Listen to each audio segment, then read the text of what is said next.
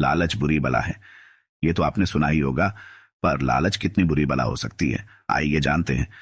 बात नाहानी घाटी की है, जो कनाडा के येलोनाइफ से 500 किलोमीटर पश्चिम में स्थित है।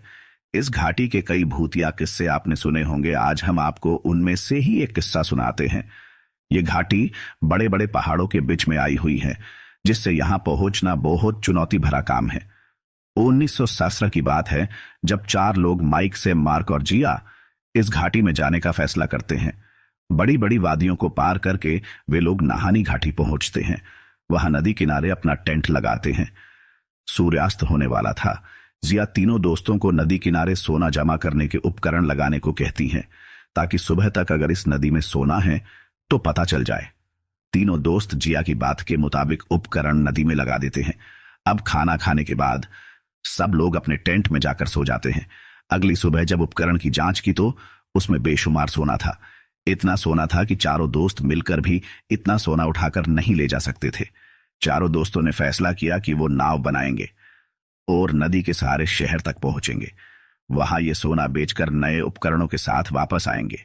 सभी दोस्तों ने मिलकर नाव बनाई, सारा सोना नाव में रख दिया और चारों दोस्त नाव में बैठ गए।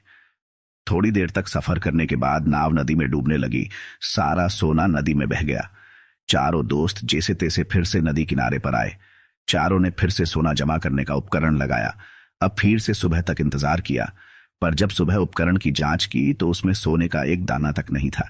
जिया ने हार मान ली और सबको यहां से वापस चलने को कहा, पर तीनों दोस्तों ने अपनी लालच के चलते जिया को साफ मना कर दिया। जिया उन सभी को छोड़कर अकेली शहर चली गई। ये तीनों दोस्त सोने के इंतजार में 1 दिन, 2 दिन, 7 दिन तक इंतजार किया, पर सोने का एक दाना तक हाथ में नहीं आया। जिया को जब ये पता चला कि उनके दोस्त अभी तक वापस नहीं लौटे हैं, तो वो पुलिस लेकर उस जगह पर पहुंच गई। वहां जाकर जब पुलिस ने इन तीनों दोस्तों के टेंट चेक किए तो सभी मौत की नींद सो चुके थे। ताज्जुब की बात यह है कि तीनों दोस्तों के सिर गायब थे। कोई उनके सिर काट कर ले गया था। पुलिस ने जिया को कहा, तुम किस्मत वाली हो जो बच गई, वरना कोई भी अपने सिर समेत यहां से वापस नहीं लौटता। तो देखा, आपने लालच में इस कदर पागल भी नहीं होना चाहिए कि जान से हाथ धोना पड़े।